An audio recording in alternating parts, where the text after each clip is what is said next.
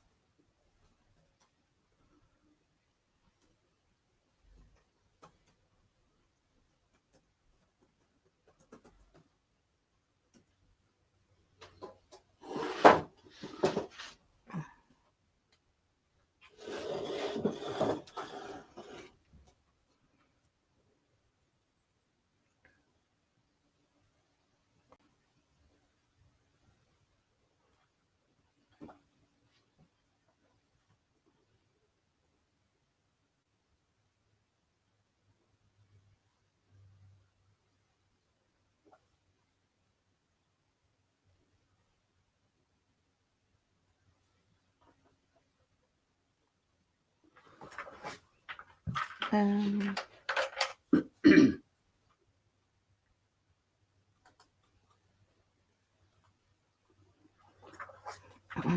um,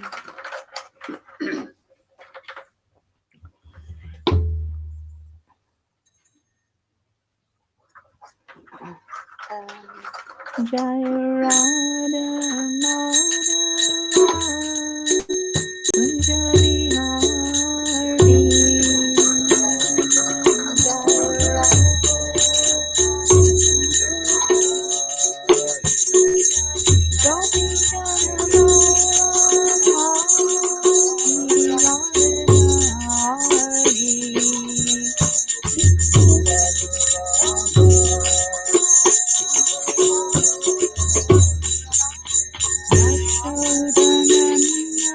Madhava Kunja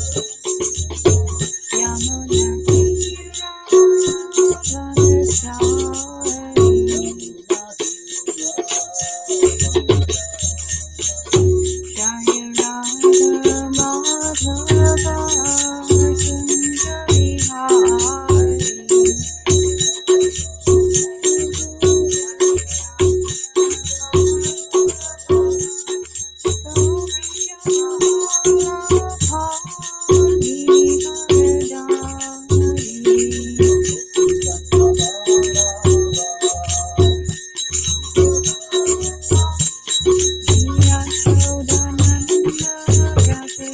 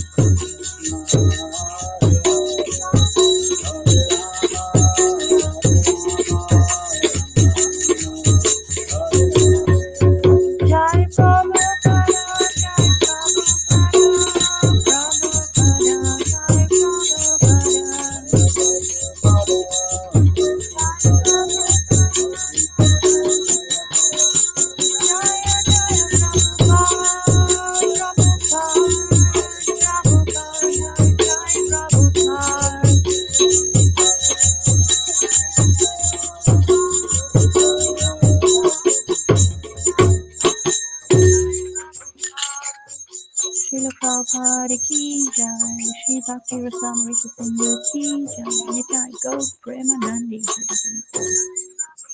So let's repeat the invocation. Om Namo Bhagavate Vasudevaya.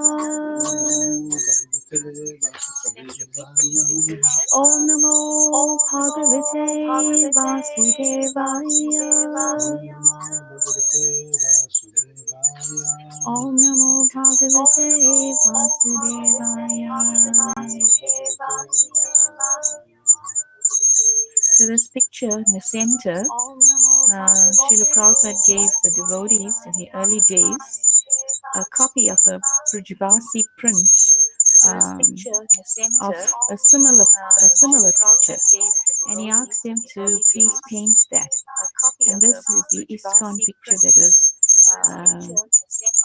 that was done under Srila Prabhupada's supervision.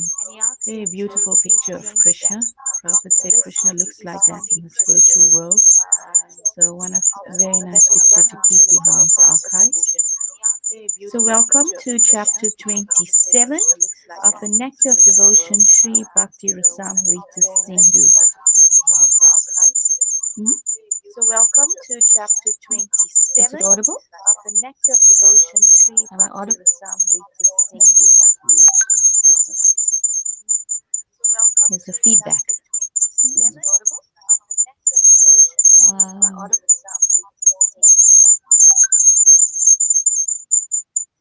Here's the feedback. Everything. Can I proceed? Not yet.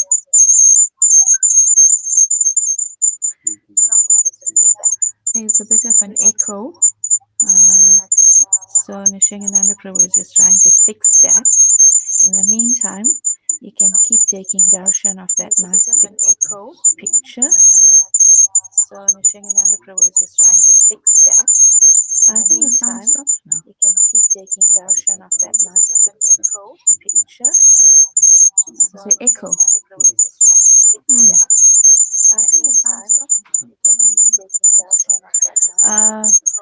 Excuse me for 1 minute. I'm going to reboot this computer and see if we get rid of that echo. Excuse me for 1 minute. I'm going to reboot this computer and see if we get rid of that echo.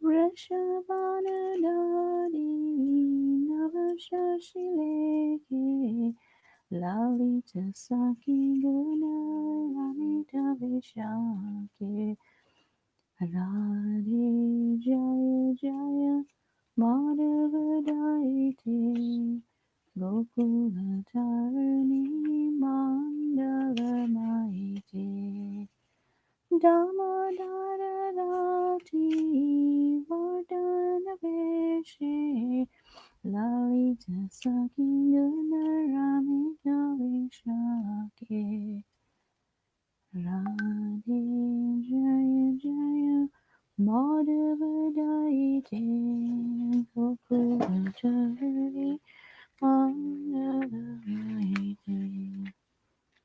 Are we ready? Are we online? Om Namo Bhagavate Vasudevaya. Om Namo Bhagavate Vasudevaya. Om Namo Bhagavate Vasudevaya. Om Namo Bhagavate Vasudevaya. Om Namo Bhagavate Vasudevaya. Om Namo Bhagavate Vasudevaya.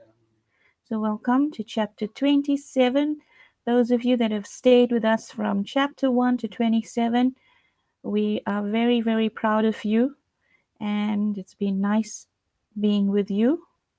Let's offer our praise to the Six Gosvamis of Vrndavana.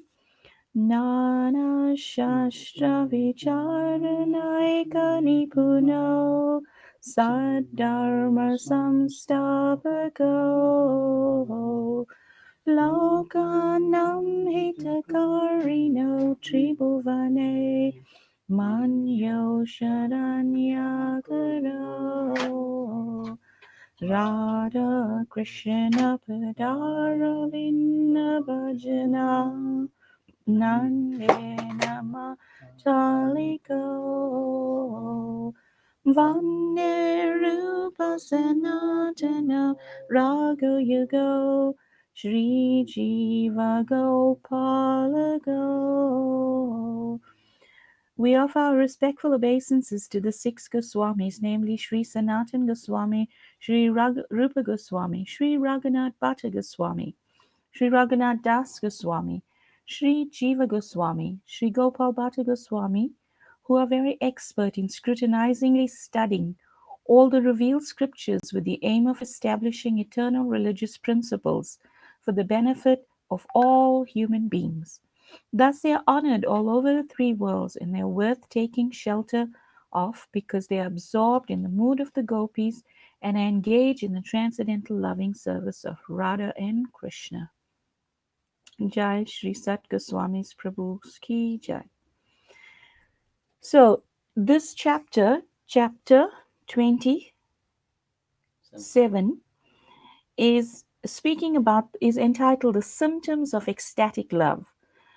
So previously we discussed the components of bhava, and you would have remembered hearing us say that Srila Rupa Goswami was telling us how there's, how you pronounce vibhava or vaibhava?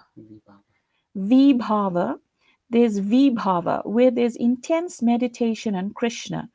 So we know that the sum and substance of all the rules and regulations that Srila Rupa Goswami has taught us in this illustrious piece of literature uh, culminate in the one rule that we should always remember Krishna and never forget him.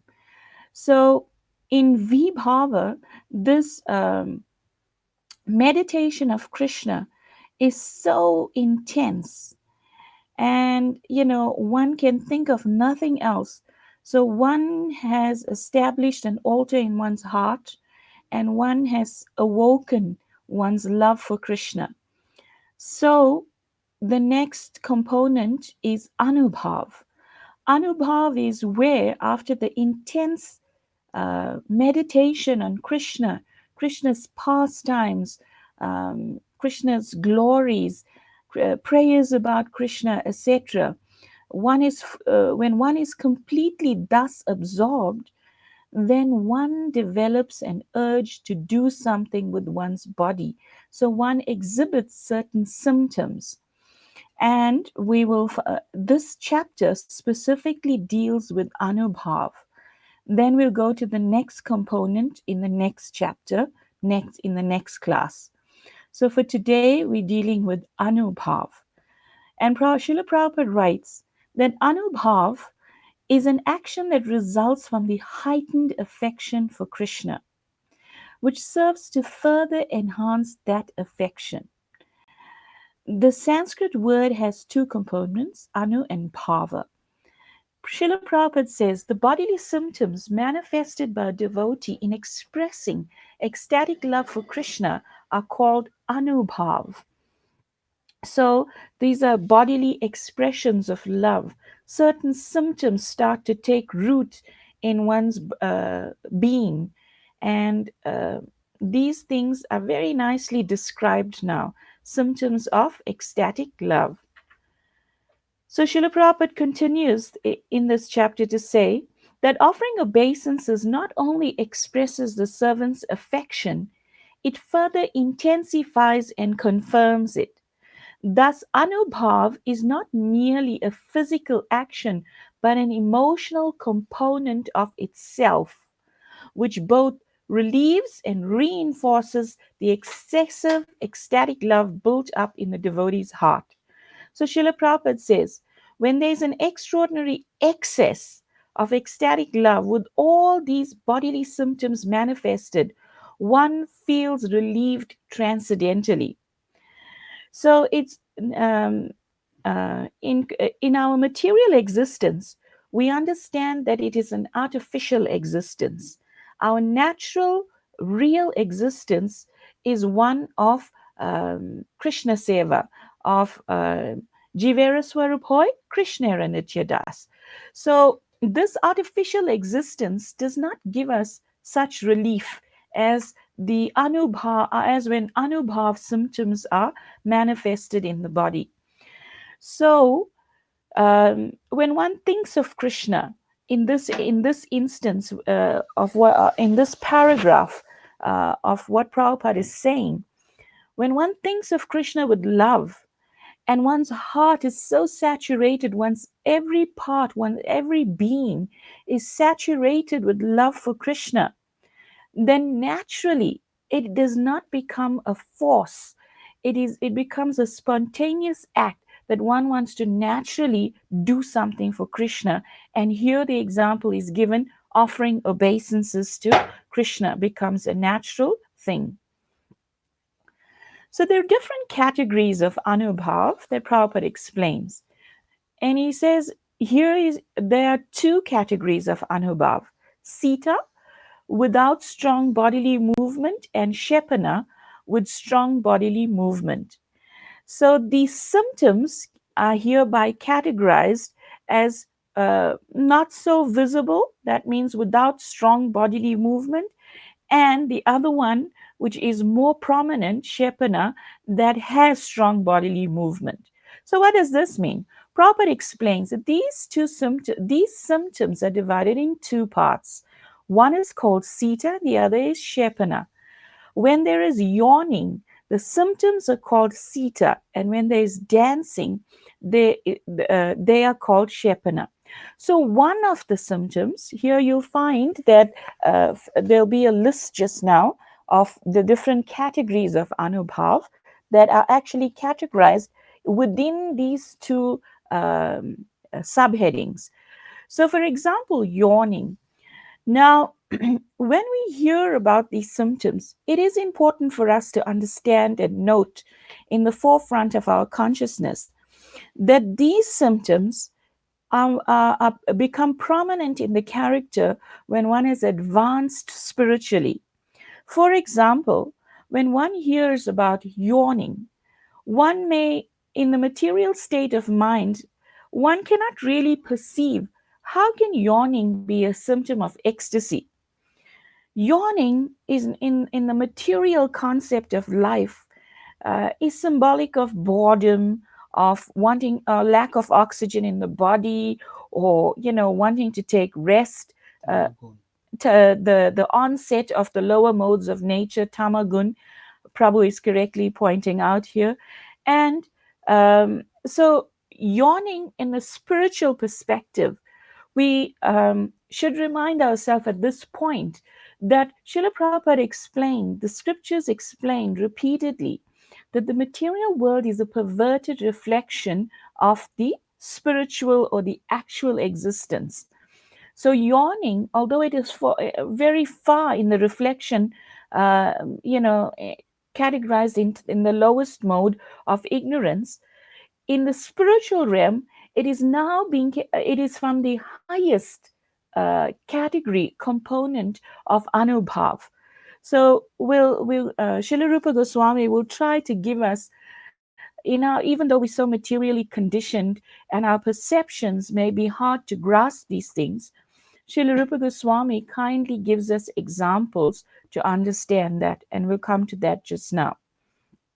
So, what comes to mind right now is when Srila Prabhupada was once asked by a devotee. Prabhupada had at that time spoken about the offering of food, a leaf, fruit, flower, and some water to Krishna, patram pushpam phalam toyam, yome bhakta prayachati, as Krishna says in the Bhagavad Gita. And a devotee asked the question that Srila Prabhupada, if in the spiritual world everything is conscious, then if we take an apple that's conscious and we offer it to Krishna, and then it becomes prasadam, and then and you must remember I'm paraphrasing according to what I remember about this pastime. And Prabhupada said, the devotee was trying to understand that when the devotees thereby honor that apple as Krishna prasadam, it's biting into an apple that's conscious.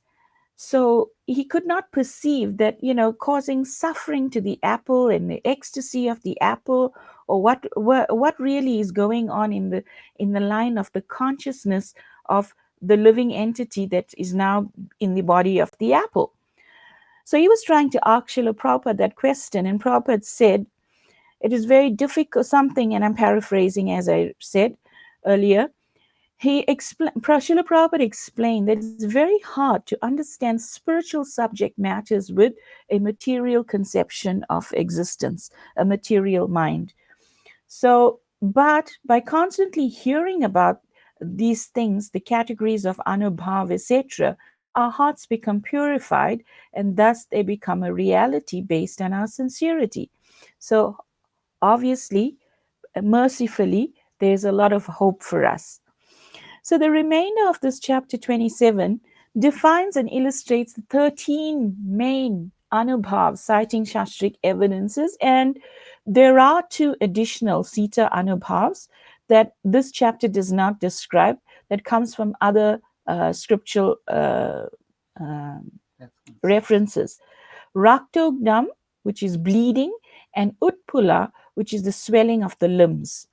So and like when we hear this, bleeding and swelling of the limbs, we in the material conception of life, these are symptoms of pain.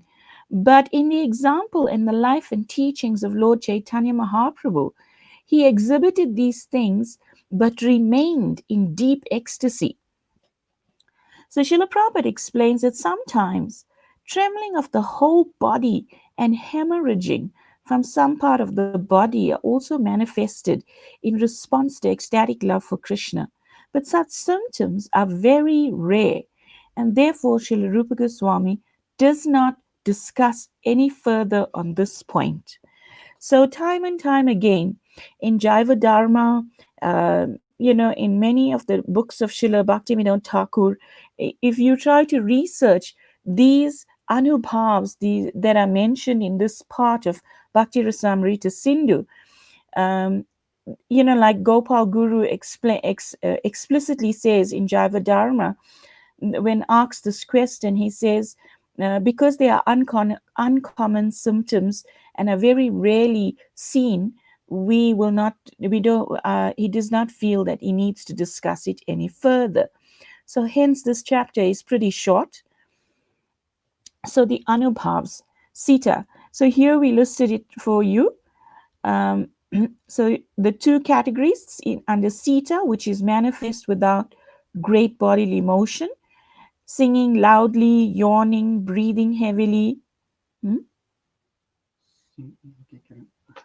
neglecting the presence of others, foaming at the mouth, laughing like a madman, roaring, bleeding, swelling of the limbs, and in Shepana, manifest with great bodily motion, is Nritya, which is dancing, rolling on the ground, stretching the body, crying loudly, laughing like a madman, staggering, hiccups, or belching.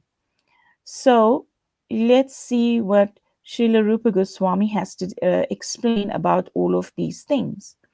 So under dancing, it's explained, while watching the rasa dance performed by Lord Krishna and the gopis, Lord Shiva beheld the beautiful face of Krishna and immediately began to dance and beat upon a small dindima drum.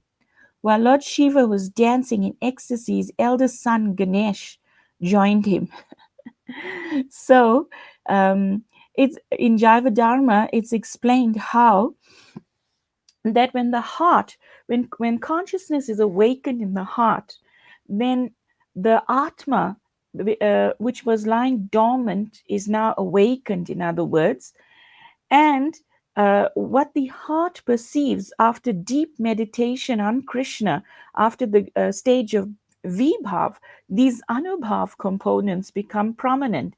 So when the heart feels like it's dancing, the body cannot resist, but the body will dance. When the heart feels like singing loudly or rolling on the ground, then the body will follow. So these symptoms are very natural and connected in such a manner. So, in connection with dancing, so the gopis, they also exhibit this when they miss Krishna, then they start deep meditation on Krishna. Of course, they never without deep meditation of Krishna. But when Krishna becomes unmanifest from their vision, in Vipralamba or separation, then the intensity of their love for Krishna is driven to such an extent that they start to naturally and spontaneously sing his glories and remember him to a greater degree with deeper affection. And at that time, sometimes they begin to dance.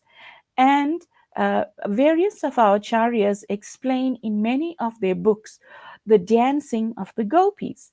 So sometimes it's explained that Lalita Devi, she will tap her feet like the sound tikkadun, tikkadun, tikkadun, dun, dun of a mridanga, and Vishaka will make the sound of a violin. And they will, and then some other gopis, they kneel down to the ground. They put their from their waist, they lean backwards, and they have like a sort of revolving action to accompany the singing of the other gopis, and this becomes their dance. So it is the natural state of a heart dancing that becomes manifest in this type of dancing. So Krishna consciousness is not dull, because when this natural awakening takes place, this love is awakened, these symptoms become thus manifest. Yeah, this dancing was also exhibited very nicely by Sri Chaitanya Mahaprabhu. We find all through his Leela, Mahaprabhu was a dancer. He was one of the best dancers. Gaura Nataraj is a name of Gauranga Mahaprabhu that describes him as one of the best dancers. So the gopis sing and dance, Lord Shiva sings and dance. This ecstasy naturally manifests in dancing, then rolling on the ground. In the third canto, first chapter, verse 32 of the Srimad Bhagavatam, Vidura inquires from Udhav, my dear friend, as Akrura in, is Akrura in an auspicious condition? Not only is he a learned scholar and sinless, but he is also a devotee of Lord Krishna. He has such ecstatic love for Krishna that I have seen him rolling upon Krishna's footprints in the dust as if bereft of all sense. Similarly, one gopi gave a message to Krishna that Radharani, because of her separation from him and because of her enchantment with the aroma of his flower garlands, was rolling on the ground, thereby bruising her soft body. So we find that Sri Chaitanya Mahaprabhu, in the mood of Srimati Radharani, when he was at the Gambira, he was doing things like this. He was rolling on the ground, and sometimes his soft golden body was being punctured, and he would start to bleed. And the devotees would try to stop him, but the ecstatic feelings could not be controlled, and thus his body was uncontrollable in most instances.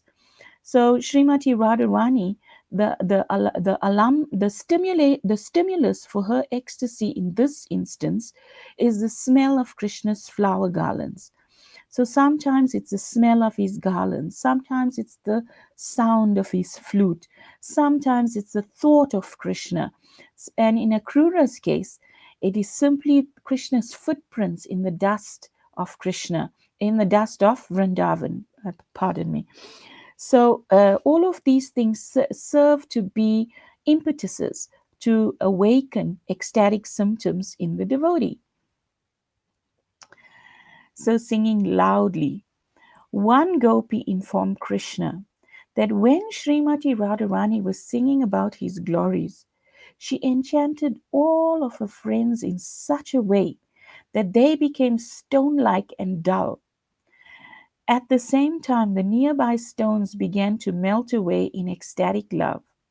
When Narad Muni was chanting Hare Krishna Mahamantra, he chanted so loudly that it was apprehended that Lord Nrsingadev had appeared. Thus, all the demons began to fly in different directions. So, can you imagine the singing of Srimati Radharani when Krishna blows the fifth note on his flute, or when the cuckoo bird imitates the fifth note? You get Sari Gama Padani. So, the fifth note, when that is sounded, then the ecstasy is so great that inanimate objects they sometimes melt, like stones will melt. Now, can you imagine when Srimati Radharani sings, the gopis become so stunned, her friends, they become so stunned that they appear stone like. So the animate appears stunned and stone like, and the stones, which are actually inanimate, supposedly, they melt in the ecstatic love. Thereby, you'll find that there are certain special rocks still available, still visible in Vrindavan, in special places, that have the imprints of Srimati Radharani's pallu. You know, the part of the sari that hangs behind a lady is called a pallu. And that part, in Srimati Radharani's case, has beautiful embroidery and jari work and sequins and pearls, etc.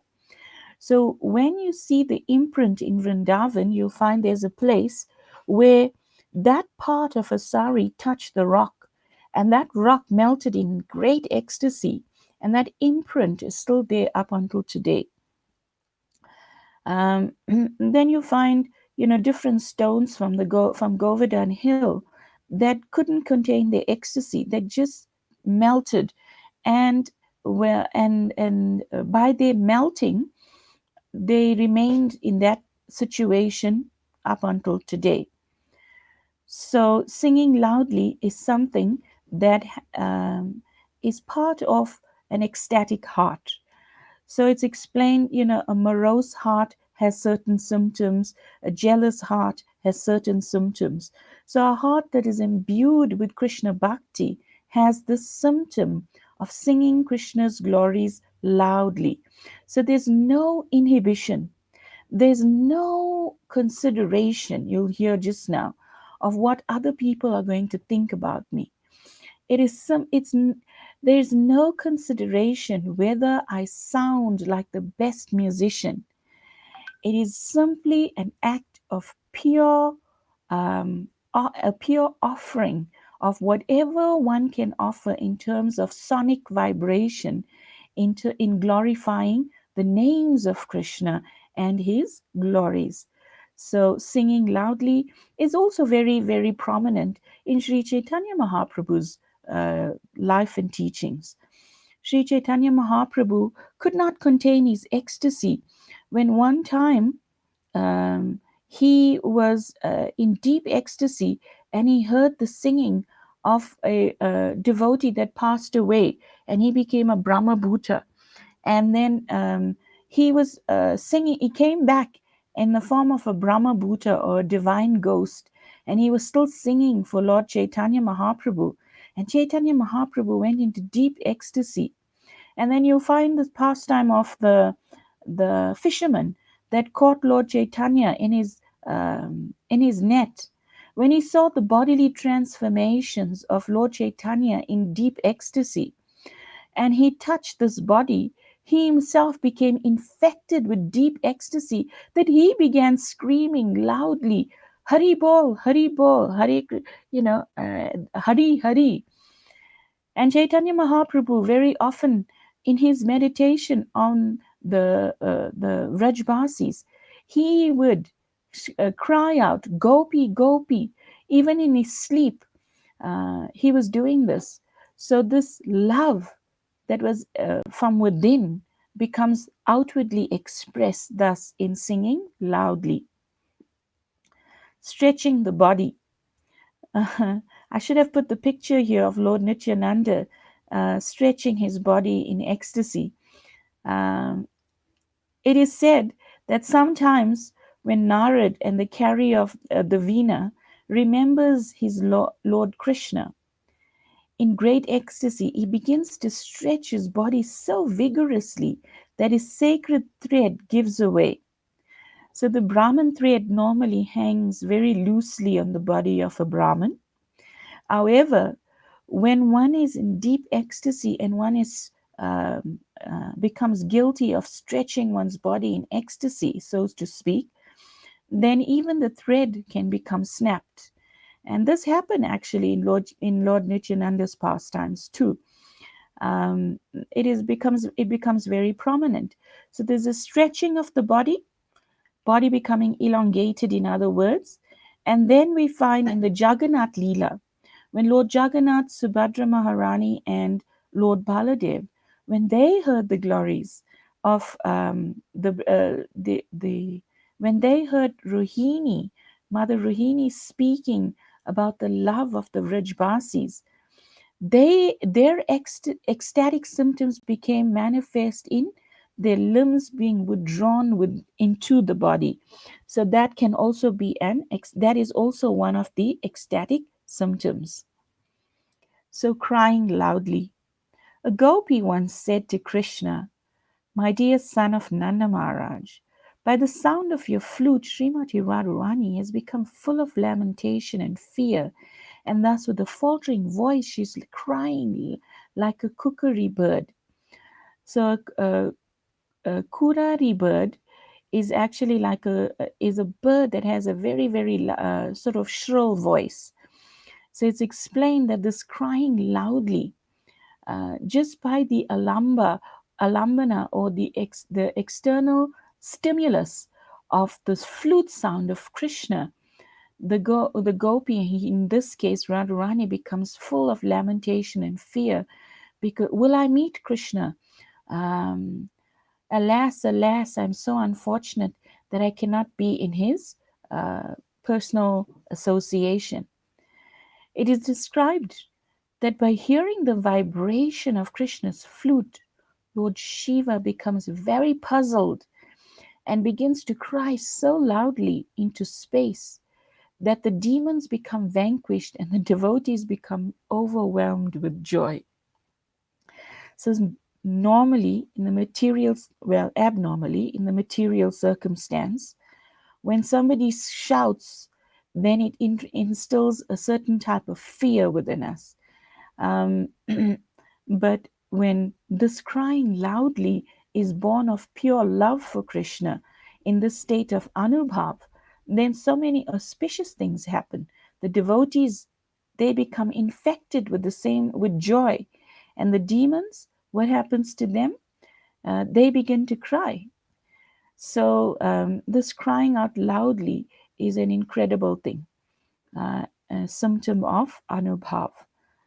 At any point in time, if you have anything to say, you can stop me. Those of you online can send us a message. So, yawning. It is said that when the full moon rises, the lotus petals become expanded.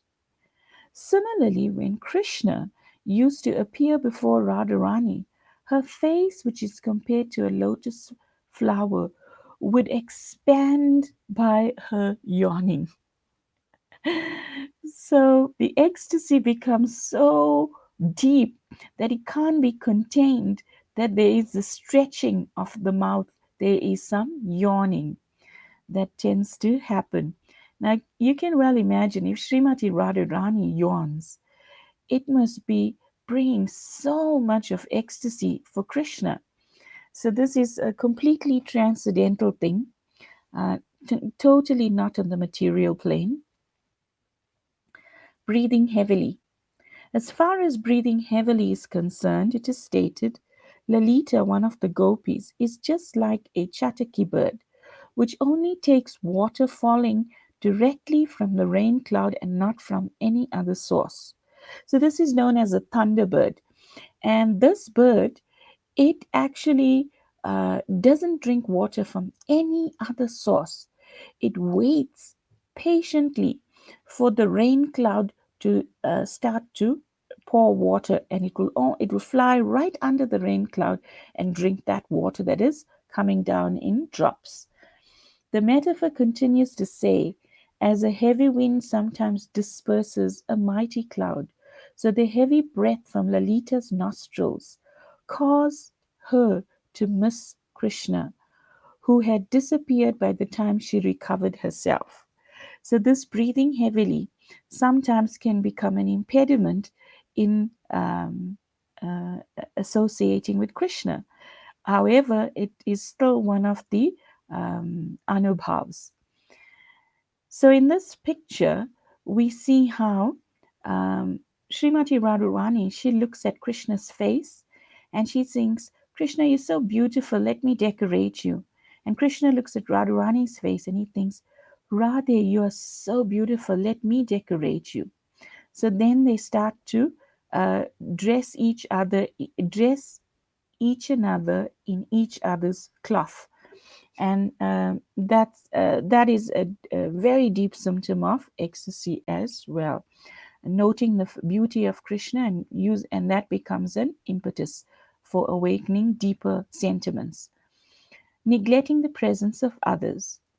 As far as neglecting the presence of others is concerned, the wives of the Brahmanas who were performing the sacrifices at Vrindavan left home as soon as they heard Krishna was nearby. They left their homes without caring for their learned husbands. The husbands began to discuss this amongst themselves. How wonderful it is the attraction for Krishna, that it has made these women leave us without any care. This is the influence of Krishna. Anyone who becomes attracted to Krishna can be relieved from the bondage of birth and death, which can be compared to the locked up homes that were neglected by the wives of the Brahmanas. In the Padyavali, there is a statement by some devotees: we shall not care for any outsiders. If they should deride us, we shall still not care for them. We shall simply enjoy the transcendental mellow of chanting Hare Krishna, and thus we shall roll on the ground and dance ecstatically. In this way, we shall eternally enjoy transcendental bliss. So, what happens? It cannot be imitated because the result won't be the same. Um, but on the high level of Anubhav, neglecting the presence of others um, is other people, other people's thoughts about one, etc., all external things. So on this level, one is actually driven by one's internal ecstasies. External things are external impediments of people's judgment, people's thoughts about one, etc., is completely null and void because one's consciousness is totally focused internally, and thereby the happiness, the ananda, is awakened from within. And in the here we find that the wives of the Brahmanas, they just left when they heard Krishna is nearby. They left their household duties and they ran forth to meet Krishna. You will remember that the gopis, when they were attending to their household duties, when they hear the fifth note of the flute, then they too become guilty of this very same action, that they will neglect to put mascara on the other eye, neglect their dressing, etc. Nothing else matters besides going to meet Krishna, the source of their love, the source of their bliss, etc. So, in this high state of Anubhav, nothing else matters. The presence of others doesn't matter. Uh, what comes to mind is when the gopis were searching for Krishna and Krishna disguised himself as Narayan. They paid their respects to Narayan, but they were still interested in Krishna. So not even the form of Narayan becomes attractive to them because they're running after Krishna.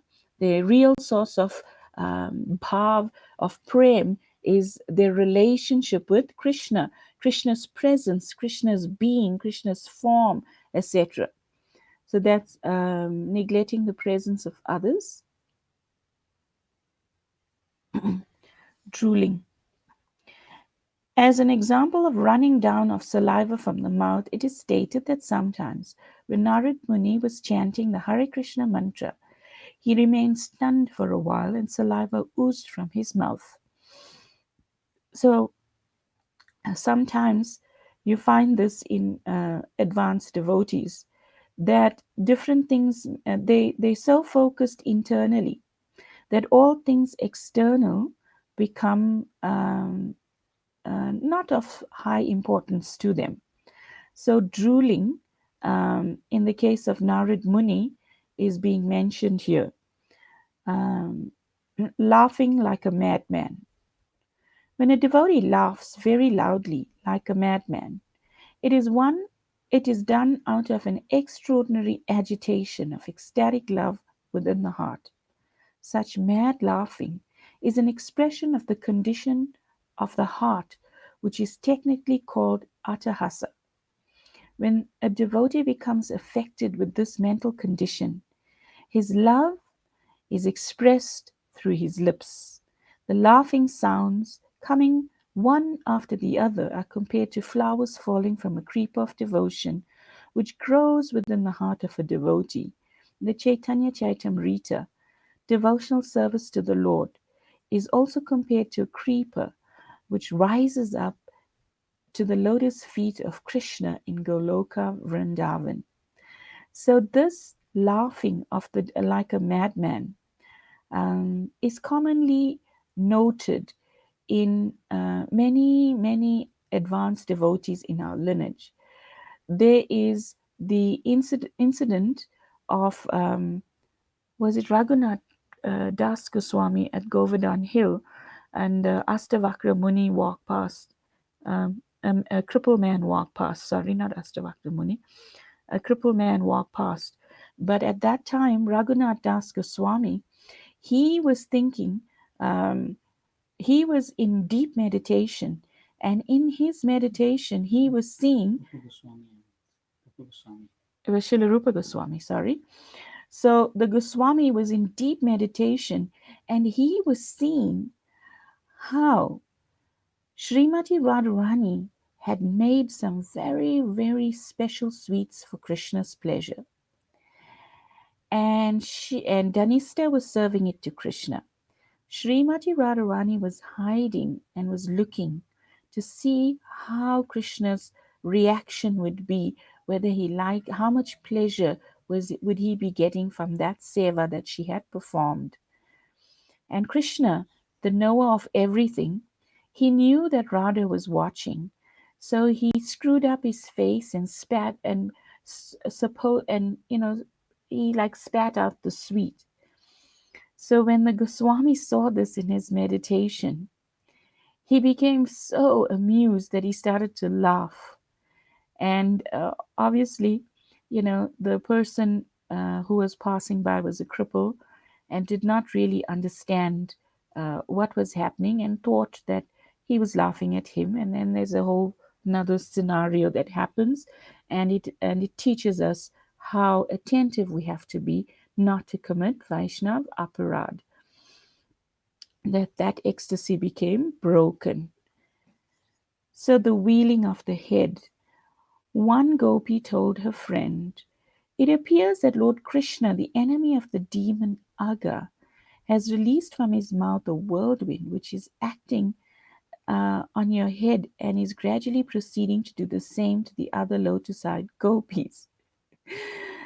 So the wheeling of the head, shaking the head round and round and round and round.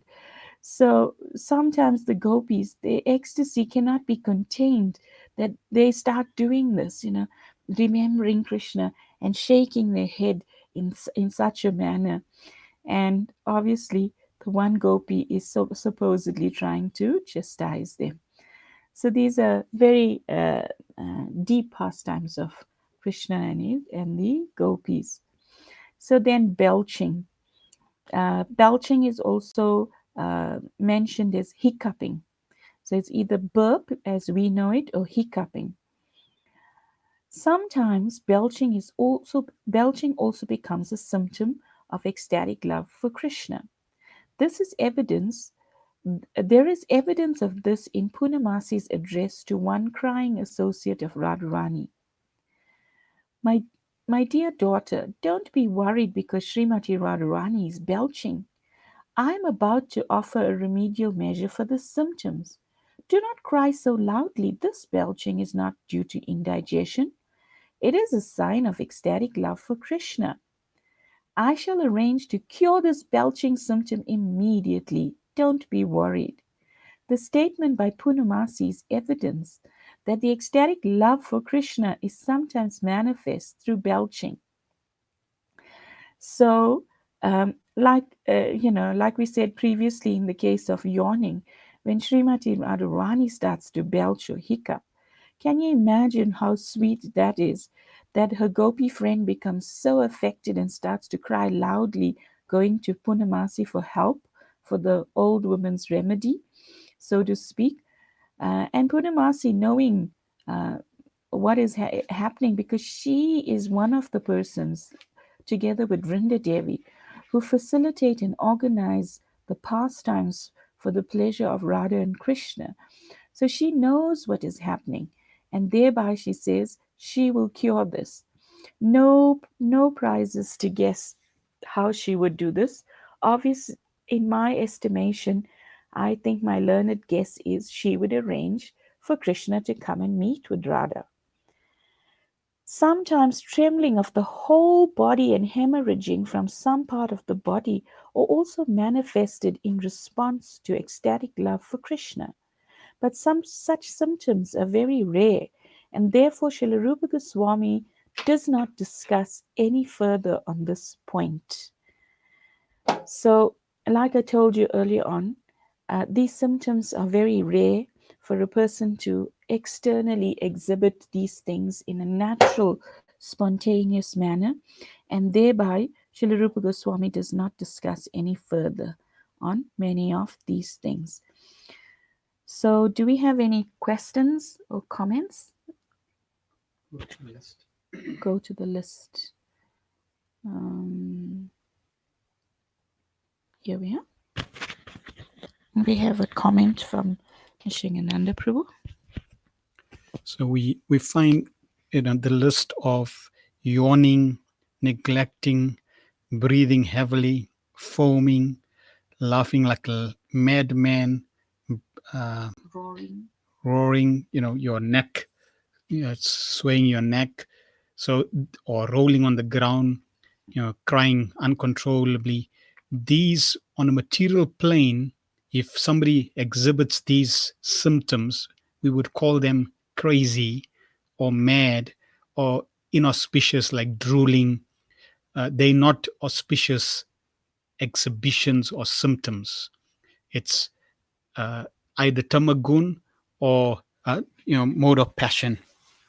So Prabhupada discusses this point in one lecture, and he says that even if one is a perfect human being materially, so one is materially perfect in the material world.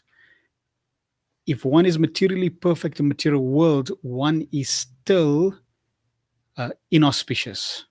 One's life is still inauspicious because you're still plagued by the material energy.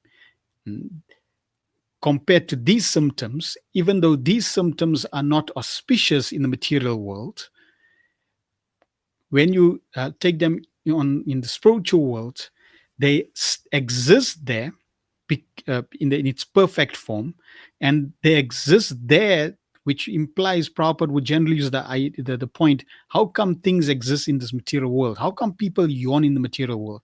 How come people cry in the material world? How come people, act mad in the material, or how come people leave others in the material world? Because those same activities and symptoms exist in the spiritual world in its perfect form. And in its perfect form, it's anubhavas. So, in its perfect form, these symptoms are exhibited as anubhavas. They're not manifested due to lamentation, due to ignorance, due to the material modes of material nature.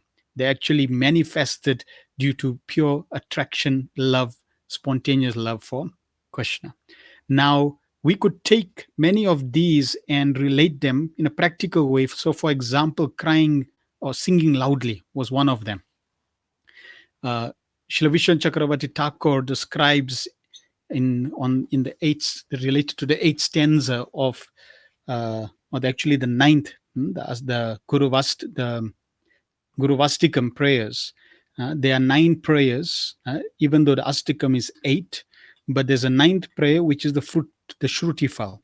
And in the ninth prayer, Srila Vishwan Chakravarti Thakur, he describes that one should sing these prayers very loudly.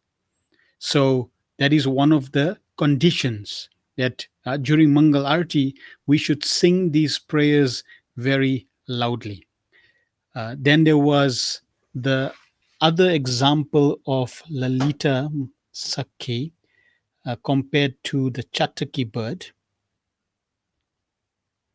And it's described there that just like the Chataki bird waiting for the raindrops, mm, it's explained that the Chataka bird will stay under the clouds, and even at the cost of being struck by lightning, the Chataka bird will not leave.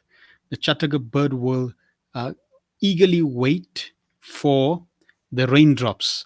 So, like that, we can also, in order to advance to these stages of pure love of Krishna, we also have to eagerly desire Krishna, eagerly desire to serve Krishna, eagerly desire to remember Krishna. And no matter what impediments come, like lightning, that may obstruct our path, we don't give up. Even though the Chataka bird may be plagued by thirst, an uncontrolled thirst, because it's not raining for days and days and months, still the Chataka bird will not take pleasure in any other source of water but the rain clouds. So, like that, we also have to be chaste and only remember Krishna, only sing the glories of Krishna, serve Krishna. In this way, we can also move slowly towards the path of pure devotional service. Then dancing. Srila Prabhupada really loved his devotees when they were dancing. During kirtan, Dancing like uh, elephants. during the Prabhupada took his dancing white elephants. During kirtan, Prabhupada, took great pleasure in seeing the devotees dancing with great happiness.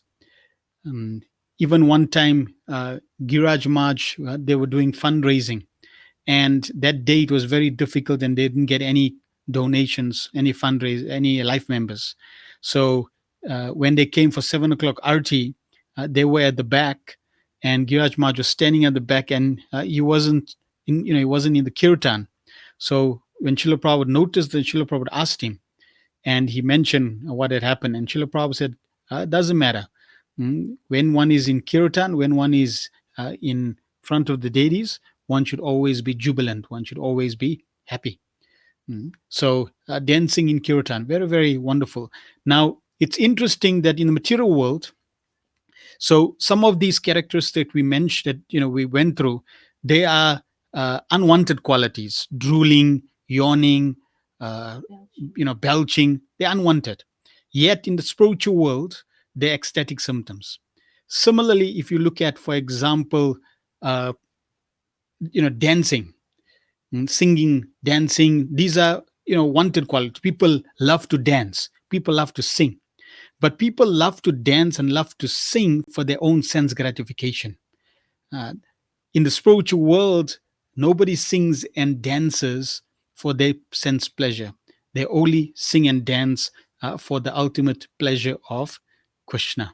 So uh, these symptoms, we can relate to them from a practical way, that the more we become Krishna conscious, then everything in this material world, whether it's auspicious or inauspicious, good or bad, Srila Prabhupada say, in the material world, there's nothing good, nothing bad, everything is bad, because it's not connected to Krishna. Whereas in the spiritual world, everything that's connected to Krishna becomes auspicious and actually becomes a impetus for ecstasy and for developing and deepening our relationship with Krishna further. What came to mind was in not being concerned about what others think. Um, the example of the gopis, when they heard that Krishna had that headache, supposedly, unhesitatingly, they gave the dust from their lotus feet. And when Narad Muni reminded them that, don't you know that, if your feet touches the head of somebody else, you can go to hell because you're going to take on so much of karma, etc. The gopis uttered the statement that if we have to go to hell, but if Krishna is relieved of his suffering by that act of us going to hell, then so be it. Like Srimati Radharani uttered the prayer that whether you crush me in your embrace or make me broken-hearted by not being present before me, you'll always be my worshipful Lord unconditionally. And that was further quoted by Sri Chaitanya Mahaprabhu in the 8th stanza of the Shishashtakam. So that mood is very prevalent in this state of exhibiting these symptoms. Thereby, it cannot be artificially imitated. Um, if someone tries to artificially imitate it, then it can't be maintained, because these are ongoing. Just now we'll come to the sattvika bhavs and the sthai bhavs, etc., and more and more. It will become more prominent that these things are naturally awakened and cannot be imitated. So I'll just share one more pastime. His Grace Haris Shrutikirti Prabhu mentions how he had the good fortune of reading Krishna book to Srila Prabhupada in the garden daily. And Srila Prabhupada would be sitting there, and then Srila Prabhupada would tell him read. So he would open up a section and he would start reading from the Krishna book. And it would so happen that, at that, when he's reading, he's actually reading about Krishna killing a demon. And as soon as he reads about Krishna killing the demon, Srila Prabhupada at that point immediately began to laugh uncontrollably, hitting his lap and laughing uncontrollably. Now, when Srila Prabhupada started laughing like that, naturally he was living in the pastime, seeing how Krishna smashed the demon, and Prabhupada began to laugh. That was a sign or symptom of Anubhava. That was ecstatic symptoms. And the devotees could experience that because naturally they were reading, they were hearing the same pastime. But when they saw Srila Prabhupada laughing, that ecstatic symptom, you know, became contagious and influenced everyone that was sitting around Srila Prabhupada, and they all began to laugh, you know, uncontrollably, spontaneously, and together, everybody started to laugh because that was the reflective experience. They were experiencing Srila Prabhupada's bhav reflected from his heart, and this happened daily. Quite a, after a few days, Shrutikira Prabhu decided, I'm going to read a specific pastime, because it was it was happening every time he would read a pastime of Krishna killing a demon. Then Srila Prabhupada would go into ecstasy.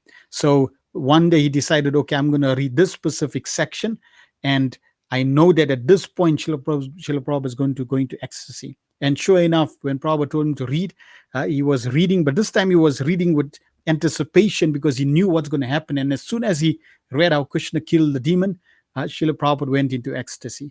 So Srila Prabhupada, he would sometimes exhibit these symptoms, even though as a Gostanandi, as a preacher, Srila Prabhupada generally wouldn't exhibit the symptoms of ecstasy, but in certain cases they would just come out without, even though he would try to check them, but it would just come out. And that was also his mercy, to illustrate that these high levels of symptoms and experiences are there in the spiritual world. So, in conclusion, um, we should remember that there are 9 processes of devotional service that Srila Rupa Goswami had educated us on earlier on in the study of this book. Shravanam, Kirtanam, Vishnu Smaranam, Padasevanam, Archanam, Vandanam, Dasyam, Sakyam, Atma Nivedanam, right? And he also gave us examples of individual devotees who perfected their existence by executing either one specific process of devotional service or all 9 processes. So it all begins with Shravanam and Kirtanam. So this hearing, if we go to the this was Anubhav, and and the component of Bhav that's mentioned before Anubhav is Vibhav, and Vibhav entails strong remembrance with love of Krishna. So if one does not remember Krishna, does not hear about him, then service becomes mechanical service as opposed to devotional service, because the hearing is not there. The Shravanadi Jal is not watering that creeper that Rupa Goswami mentioned in this chapter, that is sometimes likened to a creeper that creeps all the way up and circles the soft lotus feet of Radha and Krishna from the individual's heart. So these things can only be made possible. The awakenings can only be made possible if we hear attentively and we make an effort to remember Krishna. Prabhupada made the statement that we should first try to become conscious and then Krishna conscious. So it is and he gave us so many tools in the form of his books with deep descriptions of Krishna's pastimes, Krishna's name, the glories of Krishna's activities, his devotees. And here in the Nectar of Devotion, he's giving us practical examples of devotees who followed the path and then they are living this ecstatic love, in the case of Narad, etc. So it is a very important thing to not forget that the foundation of our spiritual growth, the foundation of our sustenance in Krishna consciousness is undoubtedly hearing and chanting, and thereby we remain forever dependent and forever indebted to Srila Prabhupada for giving us these this amazing process. So are there any questions or comments? Thank you very much. Srila Prabhupada ki jai. Sri Bhakti Rasamrita Sindhu ki jai. Nitai Gaur Premanandi Hari Hari Bol. Thank you very much.